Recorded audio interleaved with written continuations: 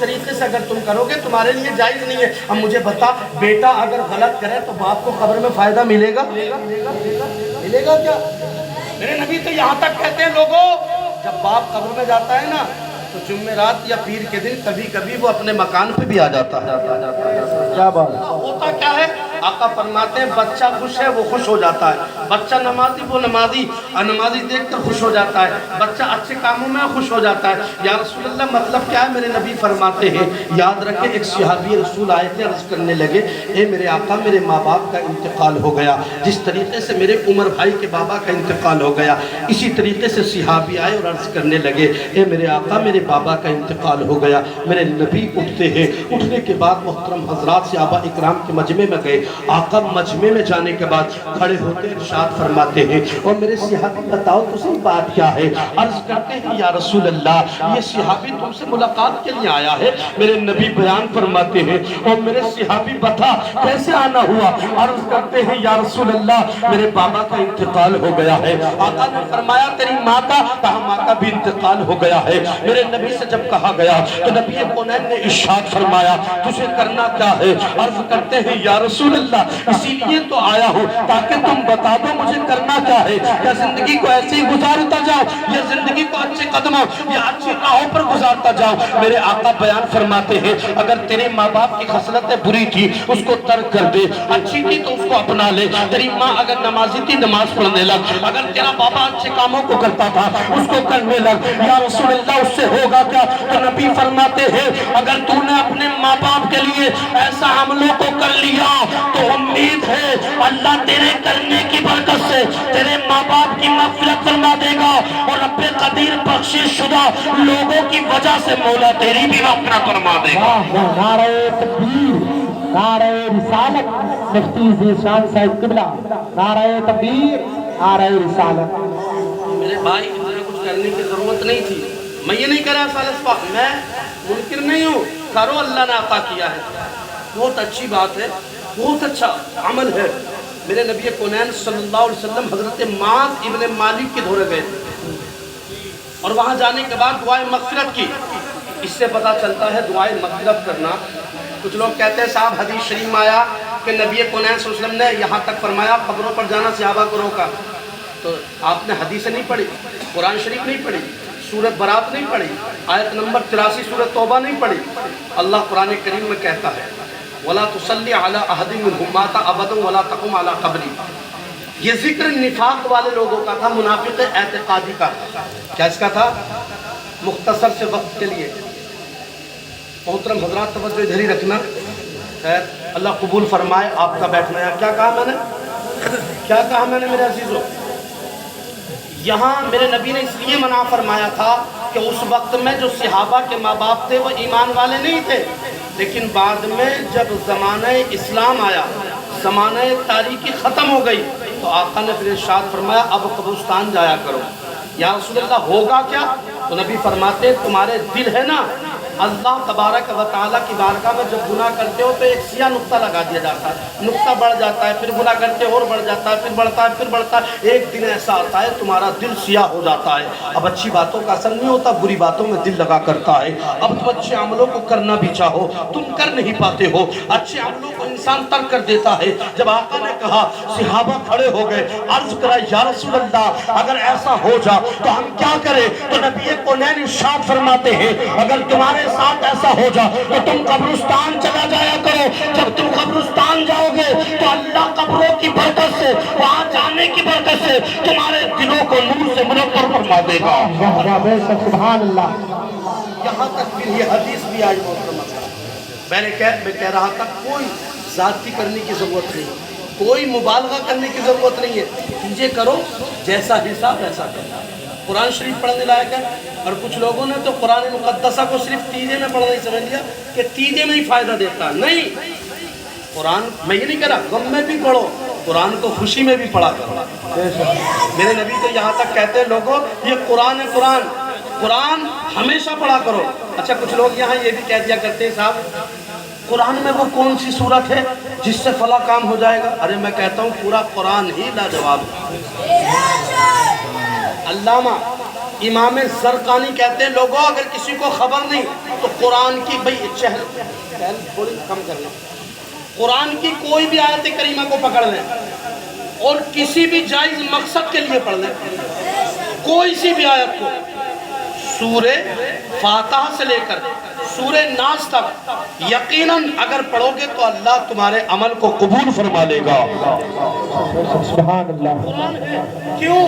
کیونکہ قرآن کو زور سے پڑھو گے تو ثواب ہے، ہلکے پڑھو گے تو ثواب ہے، درمیانی آواز میں پڑھو گے تو ثواب ہے جس کو اوسط حصہ کہتے ہیں، اور اگر اکیلے میں پڑھو گے تو ثواب ہے، لوگوں میں پڑھو گے تو ثواب ہے، زندوں کو سناؤ گے تو زندہ سنیں گے، مرووں کو سناؤ گے مردہ سنیں گے، قبروں میں جاؤ گے تو قبر کے قریب کھڑے ہو کر پڑھو گے تو قبر والا سنے گا۔ مطلب یہ ہے کہ قرآن ہے قرآن۔ ایک مرتبہ کی بات ہے، نبی کونین سے پوچھا گیا یا رسول اللہ یہ آپ پر جو نازل ہوئی اس کتاب کا نام کیا ہے؟ نبی فرماتے قرآن ہے۔ اس سے فائدہ کیا ہے؟ نبی کہتے ہیں زندوں کو۔ کہا یا رسول اللہ عمر پاک نے مردوں کو؟ جب عمر فاروق نے کہا مردوں کو فائدہ ہوگا نہیں، تو عمر فاروق سے جب کہا نا تو میرے نبی فرماتے عمر فاروق سے، یا حضرت عمر نے سوال کیا، اب نبی عمر سے کیا کہہ رہے ہیں؟ یہ تو سنو، نبی فرماتے ہیں اے عمر یہ قرآن ہے۔ پہلے زمانے میں لوگوں نے انبیاء مرسلین کی کتابوں کو تبدیل کر دیا، تمام کتابوں کو بدل دیا، تمام کتابوں کو تغیر کر دیا، مگر یہ عام کتاب نہیں ہے۔ رب قدیر کی قسم، جب رب نے قرآن کو نازل کیا تو میں نے سمجھا تھا اس میں بدل دیا جائے گا۔ رب قدیر کا اعلان ہوا اے محبوب تیزی نہ کر، قرآن کو تیز مت پڑھ، قرآن کو تیز پڑھنے کی ضرورت نہیں ہے۔ نبی عرض کرتے ہیں مولا قرآن میں تیز نہیں پڑھوں گا تو یاد کیسے ہوگا؟ اور جب یاد نہیں ہوگا کہیں میری امت بدل تو نہیں دے گی؟ تو نبی سے کہا تھا اے محبوب کوئی قرآن کو نہیں بدل سکتا، اس لیے کہ قرآن کو میں نے نازل کیا ہے، کچھ نے نازل کیا ہے، رب قدیر نے کیا ہے۔ رب فرما رہا ہے یہ قرآن یہ قرآن مقدسہ محبوب پر نازل ہونا یہ نبی کا خاصہ ہے۔ اے محبوب میں نے تجھے وہ قرآن دیا، جب تک رحمان رہے گا اس پہ نازل ہونے والا قرآن رہے گا۔ واہ واہ، نعرہ تکبیر، نعرہ رسالت، فیضان غوثیت، محفل ایصال ثواب، عقید ہندوستان۔ اچھا ایمانداری کے ساتھ بتاؤ، کچھ سمجھ میں آ رہی تھوڑی بات؟ اور مختصر سے آگے بڑھاؤں بات، سڑک کے کہیے سبحان اللہ۔ پھر میں کہاں گیا؟ تیجے پہ بات چل رہی تھی، تیجے پہ میرے بھائی چہلم بھی کرنا ہے، سب کام کرنا ہے مگر طریقے سے۔ اللہ تبارک و تعالی کو اور اس کے محبوب کو حاضر جان کر کرنا ہے۔ کوئی یہ نہ سمجھے میں کوئی نہیں دیکھ رہا، پروردگار ہم پر سخت نگہبانی فرما رہا ہے۔ ان اللہ کان بما تعملون خبیرا، ایک ایک بات کی خبر رکھ رہا ہے۔ کچھ لوگ سوچ لیتے ہیں صاحب نہیں دیکھ رہا، ارے کیسے نہیں دیکھ رہا؟ رب کے جلوے ہر شے میں موجود ہے۔ تو محترم حضرات اگر تیجے دسویں کی بات ہو جائے تو کرنا کیا چاہیے؟ جیسا ہے ایسا حساب ہے نا، آ جانا چاہیے۔ ذرا تڑپ کے کہیے سبحان اللہ۔ اللہ سلامت رکھے، پروردگار تمام کو بغداد دکھاتے ہوئے مدینہ دکھاتے۔ محترم حضرات میں یہ کہہ رہا تھا جب تیجا کوئی کرتا ہے جیسے عمر بھائی نے کیا ہے یا دیگر افراد میں سے کوئی بھی تیجا دسواں کرتا ہے، 40واں کرتا ہے، تو ہمارا معمول یہ ہونا چاہیے وہاں جانے کے بعد ساتھ مل جانا چاہیے اور عمر بھائی کو تسلی دینی چاہیے، کہنا چاہیے اور بھائی پریشان ہونے کی ضرورت نہیں ہے، اس لیے کہ تیرے بابا کا انتقال ہو گیا تو کیا ہوا، تیرے ساتھ کاندھے سے کاندھا ملانے کے لیے میں تیار ہوں، تو پریشان مت ہونا، میں ہمیشہ تیرے لیے تیار ہوں۔ میں کچھ شاید رشتے میں نہیں رکھتا مگر ایمان کا مضبوط رشتہ ہے، ارے خون کا رشتہ انسانیت کی بنا پر بنتا ہے مگر ایمان کا رشتہ نبی کونین کے قدموں سے بنتا ہے۔ تو پریشان کیوں ہوتا ہے؟ پریشان ہونے کی وجہ کیا ہے؟ اب جانے کے بعد کاندھے سے کاندھا ملا دے اور کہہ دے بھائی پریشان ہونے کی حاجت نہیں ہے، اس لیے کہ میں تیرا ساتھ دوں گا، تیرے ساتھ رہ کر اپنی زندگی کو گزاروں گا۔ تو کیا سمجھتا ہے میں تیرے ساتھ کو توڑ دوں گا؟ ارے تو ایمان والا ہے، میں بھی ایمان والا ہوں، ایمان والوں کا ایک عظیم رشتہ ہے، ان رشتوں سے بڑھ کر رشتہ ہے۔ اب کاندھے سے کاندھا ملا کر تیری جیب میں اگر کچھ ہے چوری سے اس کی جیب میں رکھ دے، چوری سے جیب میں رکھنے کے بعد جیسے ہی تو پلٹے گا اپنے ہاتھوں کو بڑھائے گا، جب پیسے کو دیکھے گا اس کے لبوں کو مسکراہٹ مل جائے گی، ادھر وہ مسکرائے گا ادھر رب کی رحمتیں مسکرانا شروع ہو جائے گی۔ ایسا کرو کرنا کام شریعت کے مطابق ہونا چاہیے، طبیعت کے مطابق نہیں میرے بھائی۔ پروردگار تو نے موت کیا چیز ہے؟ موت کے لوگ سوچتے ہیں موت ختم ہو گیا، خاک ہو گیا، نہیں، غلط بات ہے. موت کے معنی مرنے کے نہیں. علامہ عثمان فرماتے ہیں کہ اللہ نے ایک بار پیدا کر دیا، اب در بدلتا رہے گا انسان، مرے گا کبھی نہیں. بول دو ذرا، کیا سوچ رہا ہے انسان؟ ارے مرنے کے بعد کون سا ہمیں پتہ چل گیا کیا ہوگا مولانا؟ وَيَقُولُ الْإِنسَانُ أَإِذَا مِتُّ لَسَوْفَ أُخْرَجُ حَيًّا. ایسی باتیں کر رہا ہے. ارے تیرے انگوٹھے کے نشان کا جانچ لے پوری دنیا میں، یک سے نہیں ہو سکتے. دیکھنے میں یک سے ہوں گے، دیکھنے میں یک سے ہوں گے، مگر جب دیکھ لے یک سے نہیں ہے. تو اللہ فرما رہا ہے یہ تیرے انگوٹھے کے نشان بھی قبر میں بدلنے نہیں دوں گا. واہ واہ واہ. بدلنے نہیں دوں گا. اور کچھ لوگ سوچتے ہیں تکلیف، یاد رکھو روح اور جسم کا تعلق کبھی ختم نہیں ہوگا. تم کہو گے جسم کا عذاب تو ریڑھ کی ہڈی پر ہوتا ہے. اس سے پہلی آیت میں اللہ نے ذکر فرمایا. اللہ ایک جگہ اور 29ویں پارے میں سورہ حاقہ میں ارشاد فرماتا ہے فَأَمَّا مَنْ أُوتِيَ كِتَابَهُ بِيَمِينِهِ فَيَقُولُ هَاؤُمُ اقْرَءُوا كِتَابِيَهْ إِنِّي ظَنَنْتُ أَنِّي مُلَاقٍ حِسَابِيَهْ فَهُوَ فِي عِيشَةٍ رَاضِيَةٍ فِي جَنَّةٍ عَالِيَةٍ قُطُوفُهَا دَانِيَةٌ. کیا کہا رب قدیر نے؟ یہ بھی ایک امتحان ہے. امتحان توجہ رکھنا، یہ ایک سمجھ میں آ رہی ہے؟ یہ ایک امتحان ہے. کیسا امتحان ہے مولا؟ دنیا میں تم نے دیکھا ہوگا یک سال پورا پڑھتا ہے بچہ، کچھ دن امتحان ہوتا ہے، ہوتا نہیں ہوتا؟ پورے سال کی پڑھائی کا امتحان کچھ دنوں میں ہو جاتا. یہ زندگی بھی اسی طریقے سے ہے جیسے پورا سال پڑھائی کر رہا ہے، پڑھائی کے بعد جو کچھ مہینے آئے امتحان ہے، تو یہ امتحان کا وقت چل رہا ہے.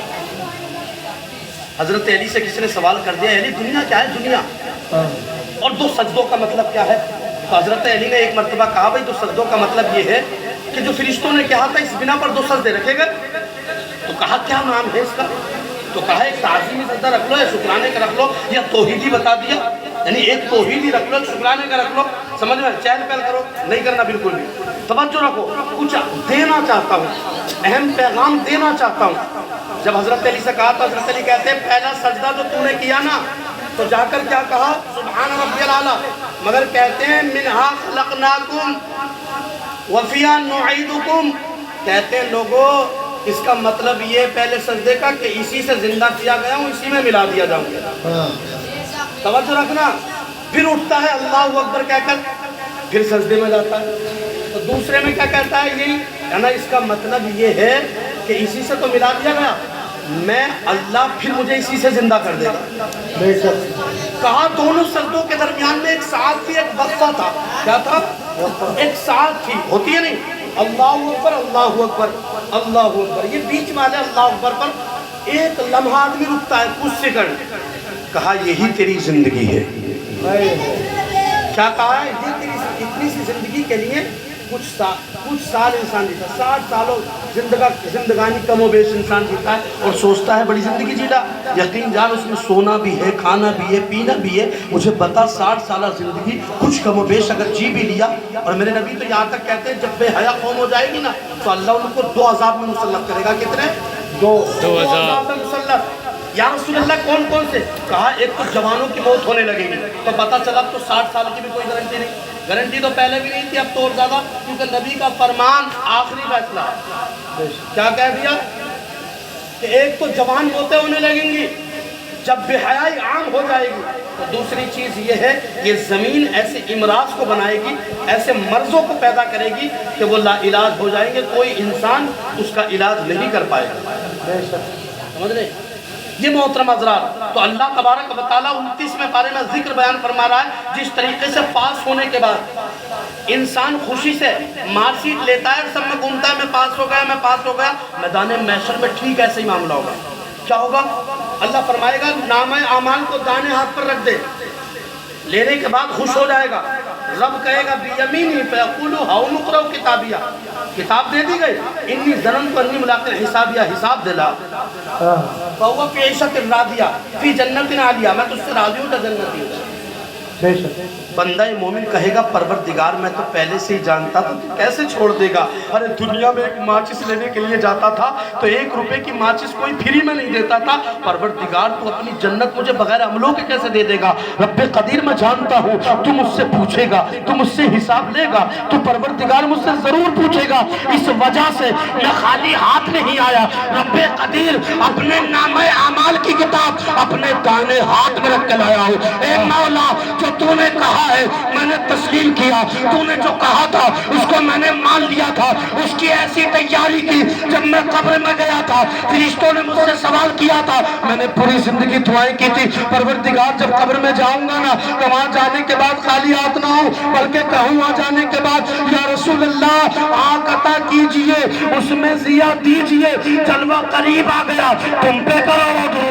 اے پروردگار عالم وہ دعائیں کرتا تھا، فریادیں کرتا تھا اپنی زندگی کو گزارتے ہوئے، مولا کارساز میں اپنی زندگی کو آگے بڑھا رہا تھا، میں جانتا ہوں مولا تو مجھ سے ضرور سوال کرے گا، پروردگار مجھے یقین تھا تو مجھے کچھ نہ کچھ تو کہے گا، پروردگار کیا تم مجھ سے راضی ہو گیا؟ رب فرمائے گا ہاں میں تجھ سے راضی ہو گیا۔ اب بندہ مومن کہے گا اگر تم مجھ سے راضی ہو گیا تو پروردگار محبوب کی تمام امت سے راضی ہو جا۔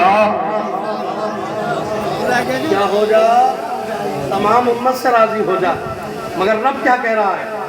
وَأَمَّا مَنْ أُوتِيَ کتابوں کی شمالی فَيَقُولُ، ایک جگہ پر رب نے ایک ایسا بھی بندہ ہوگا جو کہے گا پروردگار ہائے ہائے میرے پاس تو کچھ بھی نہیں تھا، کچھ بھی نہیں، کہا کتاب دو، کھولو کتاب، کہے گا پروردگار تو کیا امتحان لے گا؟ پوچھے گا امتحان کے بارے میں؟ ہاں پوچھوں گا۔ وَلَمْ أَدْرِ مَا حِسَابِيَهْ، مجھے تو علم نہیں تھا تو حساب لے گا تھا۔ یا لیتا کائنہ بتا دیا پروردگار میں نے کچھ نہیں کیا، ہاں میں نے قاضیوں سے دوستی کی، بڑے بڑے قاضیوں سے، میں اغنا عنی مالداروں سے، حلق عنی سلطانیہ بادشاہوں سے۔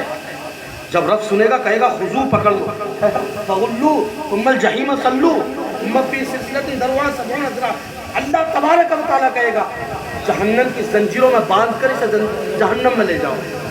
یہ ہے کرنے کا نتیجہ، مگر ماننے والوں کو تو اللہ تعالیٰ وہاں بھی عطا فرمائے گا۔ نبی کونین کہتے ہیں کہ ایسا بھی انسان ہوگا جب رب کہے گا جا جہنم میں لے جا تو وہ بھاگا چلا جائے گا، رب قدیر فرمائے گا جاؤ اس کو لے کر کے تو مبارک ہو تمہیں، اور عمر بھائی تم نے محفل کو سجایا ہے۔ آج لوگ سجاتے ہیں تو کیا سجاتے ہیں؟ دنیا کی محفل، اور دنیا کی محفل سجا کر کیا کرتے ہیں جناب والا بڑی محفلوں کو سجاتے ہیں، زمانے میں اعلان کراتے ہیں، مسجد میں بھی جاگا غیر مسجد میں بھی جاگا اور کہے گا صاحب اعلان کر دو، اعلان کس چیز کا کر دو؟ اس چیز کا کر دو۔ محترم حضرات اور تمہیں بھی مبارک ہو، تم عام محفلوں میں نہیں آئے، نبی کونین کی محفل میں آئے ہو۔ ان محفلوں کی سنو جو میں بیان کرنے لگا ہوں، جو آگے میں بات کو بڑھاؤں گا، ان محفلوں کی ایسا نہیں ہے کہ کوئی اقتدا نہیں کرتا یا ان محفلوں کی کوئی دیکھا بھالی نہیں کرتا، پیغمبر اسلام محفلوں کی دیکھا بھالی کرتے ہیں، آقا کریم کی ہم پر نظر ہے، سید ابرار دیکھ رہے ہیں، شفیع المذنبین دیکھ رہے ہیں۔ آج تو لوگوں نے سوچ لیا ہے کوئی نہیں دیکھ رہا ہے، مگر قسم خدا کی جو نبی کونین کو کہتے ہیں ہماری طرح بشر ہے، وہ بھی قبر کے بارے میں نہیں جانتے۔ میں کہتا ہوں لوگوں وہ تمہاری طرح بشر نہیں بلکہ میرے نبی تو بشیر ہے، میرے نبی تو نذیر ہے، میرے نبی تو نثار اللہ ہے، میرے نبی تو وجہ اللہ ہے، میرے نبی تو ید اللہ ہے۔ کسی نے کہا تھا یا رسول اللہ آپ تمام چیزیں ہیں تم کو کب پیدا کیا؟ کہا میرے نبی نے رب قدیر کی قسم نہ موت تھی نہ زندگی تھی نہ لفظ الف تھا نہ لفظ بے تھا نہ لفظ یا تھا، تیرا نبی قبر کو جان رہا تھا، قبر کے بارے کا علم تھا، قبر کی سختیوں کا علم تھا، جہنم کی وادیوں کا علم تھا، شدت گرمی کا علم تھا، تمام چیزوں کو اگر کوئی ذات جانتی تھی وہ رب کی ذات تھی، وہ کوئی اور ذات نہیں۔ اور سن تو جو کہہ رہا ہے تجھے کب بنایا ہے تو سن تجھے کیا لگتا ہے مجھے کب بنایا ہے؟ کہا پروردگار کے حبیب الف میں سمیٹ دیا، پروردگار نے پورے قرآن کو سمیٹ دیا، سورہ فاتحہ میں سورہ فاتحہ کو سمیٹ دیا، بسم اللہ کے بے میں بسم اللہ کو سمیٹ دیا، بے کے نقطے میں بے کے نقطے کو سمیٹ دیا، لفظ الف میں لفظ الف سے پہلے تھے تو قبر کو کیا جانتے تھے؟ نبی کہتے ہیں مجھے رب کی قسم میں لفظ الف سے پہلے تمام چیزوں کا جانتا تھا، اس لیے کہ اللہ نے الف کو نہ بنایا تھا تیرے نبی کا بنا دیا تھا۔ پروردگار کی قسم کیا کہتے ہیں کہ بتا نبی کونین کہتے ہیں بتا رب تھا کون تھا؟ کہا رب تھا تو اللہ کے نبی کہتے ہیں سن اگر رب تھا تیرا نبی کب جدا تھا؟ یہ بھی تو لسان اللہ تھا، یہ بھی تو وجہ اللہ تھا، یہ بھی تو ید اللہ تھا، یہ بھی تو ید اللہ تھا، یہ بھی تو ید اللہ تھا، یہ بھی تو لسان اللہ تھا، یہ بھی تو وجہ اللہ تھا۔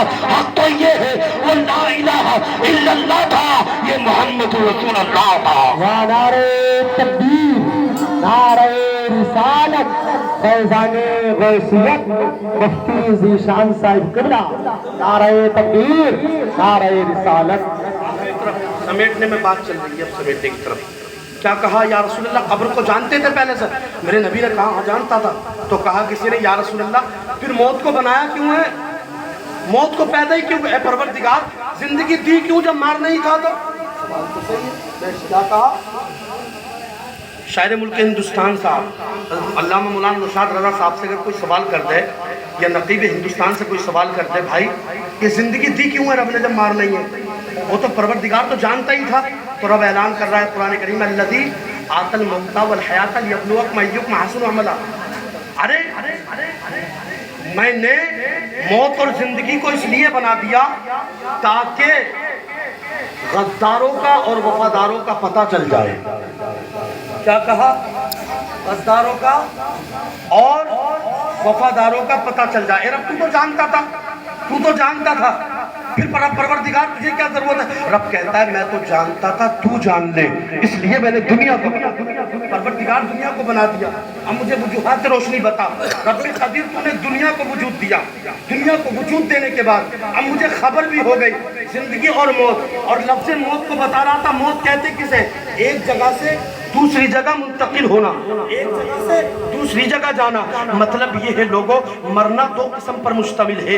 ایک انسان مرتا ہے اپنے بستر پر، ایک مرتبہ اپنے کام پر، ایک مرتبہ اپنی زندگی کے کام پر، ایک مرتبہ گناہوں کی دلدل میں پھنس کر، ایک مرتبہ ہے اپنے ذاتی کاروں پر، ایک مرتبہ ہے اپنے فسادی کاموں پر، ایک مرتا ہے فتنوں کے کاموں پر، ایک مرتا ہے مسجدوں سے دور رہ کر گانے سننے میں، ایک مرتا ہے یہ تمام کاموں کو کر تو کہا جاتا ہے یہ تو مر گیا، مگر ایک مرتبہ ہے نبی کی یادوں میں، ایک مرتا ہے نبی کی نعتوں میں، ایک مرتا ہے نبی کے کلاموں میں، ایک مرتا ہے نبی کی باتوں میں، ایک مرتا ہے نبی کی روشنی میں، ایک مرتا ہے زندگی کی بہاروں میں، ایک مرتا ہے نبی کے کردار کے سائے میں، ایک مرتا ہے نبی کی روشنی میں، ایک مرتا ہے نبی کے جلووں میں، ایک مرتا ہے نبی کی خلوت میں، ایک مرتا ہے نبی کی زندگی کے کردار میں۔ پروردگار کی قسم ایک وہ تھا جو ذات کے لیے مرا تھا، ایک وہ تھا جو فتنہ میں مرا تھا، کہا وہ مر گیا، لیکن ایک وہ تھا جو نبی کے لیے مرا، کہا گیا یہ مر کر زندہ ہو گیا ہے۔ واہ واہ، نعرہ تکبیر، نعرہ رسالت، محفل اصالِ ثواب، نعرہ تکبیر۔ میرے بھائی یہ مر کر کے زندہ ہو گیا، یہ مرا نہیں۔ محترم حضرات بس محفلیں لگا لے، محفلیں بلایا جا رہا تب بھی نہیں آ رہا۔ قسم خدا کی یہ محفلوں میں اگر کوئی آ گیا، میرے نبی کونین صلی اللہ علیہ وسلم فرماتے ہیں کہ اللہ کے ملائکہ مقربین بھی آتے ہیں، وہ بھی آمین کہتے ہیں، وہ بھی دعا کرتے ہیں، جسے تم بیٹھتے وہ بھی بیٹھتے ہیں، وہ بھی ادب کرتے ہیں۔ جب ان کی دعا تمہاری دعا مل جائے، مس ہو جائے، ٹچ ہو جائے، جب ان کی آمین تمہاری امان ٹچ ہو جائے، مس ہو جائے، مل جائے، میرے نبی کہتے ہیں ملنے کے بعد اللہ فوراً دعا کو قبول کر لیا کرتا ہے، فوراً قبول کر لیا کرتا ہے۔ محترم حضرات لیکن محفلوں کو تو ہم نے دنیا کی ترجیح دے دیا۔ ابھی نچریوں کو بلا لو، پورا گاؤں تماشا دیکھنے آ جائے گا، اور یہ گھر والے عمر بھائی اگر بھگائیں نا تو کوئی بھاگنے کے لیے تیار نہیں ہے، کوئی نہیں بھاگے گا، اور پھر کہہ رہا میں نبی کا عاشق ہوں، نبی میرے گھر میں آ جا، نعرہ تکبیر، نعرہ حیدری، نعرہ رسالت۔ ارے میرے بھائی نبی ہر جگہ جا سکتے ہیں، نبی ہر جگہ جا سکتے ہیں۔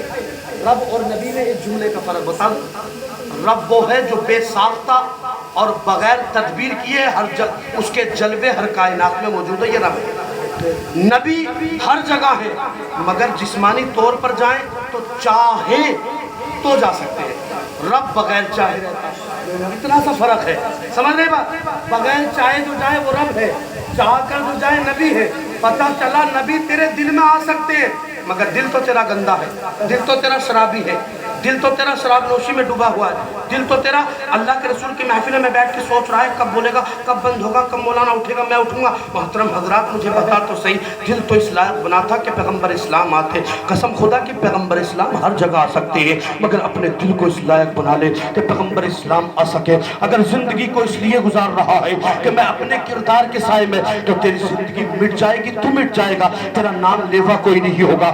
اگر نبی کے لیے زندگی کو گزار لیا، جہاں زمانہ تجھ کو بھول دے گا، جہاں زمانہ ساتھ چھوڑ دے گا، وہاں مدینے والا تیرا ہاتھ تھام لے گا۔ قسم خدا کے ہاتھ میں تیرے باتوں کو ڈال دیا ہے۔ اگر نچنیوں کی محفلوں کو سجاتا ہے تو سجا لے۔ میرے عمر بھائی نے دنیا کو پیغام دے دیا، اگر کوئی رقص کی محفل سجاتا ہے تو سجا لے، شعور کی محفل سجاتا ہے سجا لے، کوئی اور محفل کو سجاتا ہے سجا لے۔ تیرے رقص کی محفل سے کچھ لینا دینا نہیں، تیرے سرور کی محفل سے کچھ لینا دینا نہیں۔ ہم تو بس اتنا جانتے ہیں کہ محمد سے وفا تو نے، تو ہم تیرے ہیں۔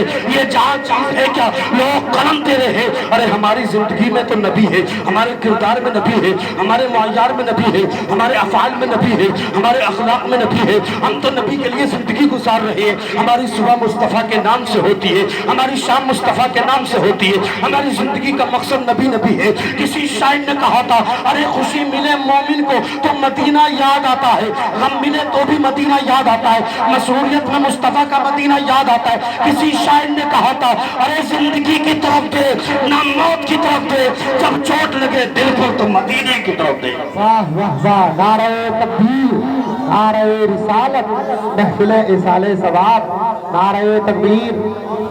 تو محترم حضرات، موت دو قسم پر مشتمل ہے، ٹھیک ہے؟ کتنی قسم پر؟ دو قسم پر مشتمل ہے۔ انسان کو پیدا کر دیا گیا، پیدا کرنے کے بعد یہ اللہ نے دنیا میں بھیج دیا گیا، لیکن دنیا سے پہلے یاد رکھنا عالم ارواح میں اللہ نے الگ الگ روحوں کو نہیں بنایا، یک بار ہو کر بنایا۔ کتنی بار؟ ایک بار ہی بنا دیا، اور اللہ تبارک و تعالی نے بنانے کے بعد اور پیدا کر دیا۔ اب انسان کبھی نہیں مرے گا، کیا کبھی نہیں مرے گا؟ ہاں، مفسرین اور محدثین جہاں دم توڑ دیتے ہیں، صوفیہ قلم کو اٹھا کر یہ لکھتے ہیں کہ ماں کے پیٹ میں بچہ آ جاتا ہے، ماں کے شکم میں آ جاتا ہے، ماں کے شکم میں آنے کے بعد بچہ، دیکھیے قبر کی کیسے تیاری جب کرا رہا ہے۔ اچھا مجھے بتاؤ، ماں کے پیٹ میں اگر گناہ کوئی ہو جاتا تو کیا ہم عذاب کے مسلط ہوتا ہم پر عذاب؟ نہیں، کیوں؟ ارے بھی نادان ہے، عقل نہیں ہے۔ اگر دنیا میں رہنے کے بعد کوئی بے عقل ہو جا، پوری زندگی گزار لے تو وہ جنتی ہے، گناہ کتنا بھی کر لے۔ عقل کی بنا پر ہی تو ہے حساب، نہیں سمجھے گا؟ ابھی ماں کے پیٹ میں آیا بچہ، تو وہ بچہ تدبیر فکر کرنے کی سوچ اللہ دے دیتا۔ وہ بچہ کیا کہتا ماں کے پیٹ میں؟ ہائے میں قید خانے میں آ گیا۔ کیا کہتا ہے؟ دنیا تو حقیقت میں روحوں کی دنیا تھی، مگر تھوڑے دن بعد جب ماں کی غذا دیکھتا ہے نا، رب لقمہ حرام سے منہ سے بچا لیتا اور ایک ناف کے ذریعے کھلاتا۔ دیکھو ہمارا رب کتنا مہربان ہے، ہمیں ماں کے پیٹ میں لقمہ حرام سے بچانے کے لیے مولا نے ہمارا ناف کو بنا دیا اور ناف کے ذریعے ہمیں زندگی عطا فرمائی۔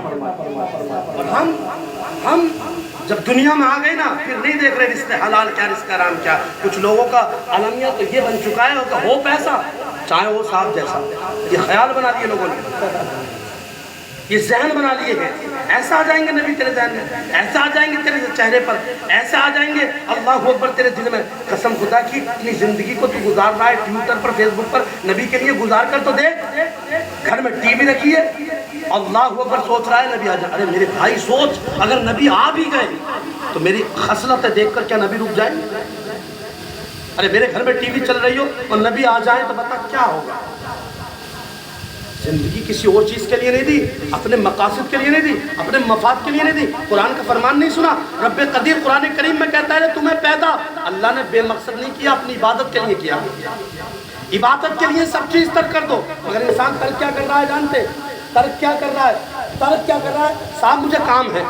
ارے بھائی کام ہے، مگر کام سے پہلے اپنے کام کو ترک کر کر عبادت کو غالب کرنا، یہ مومن کا طریقہ ہے۔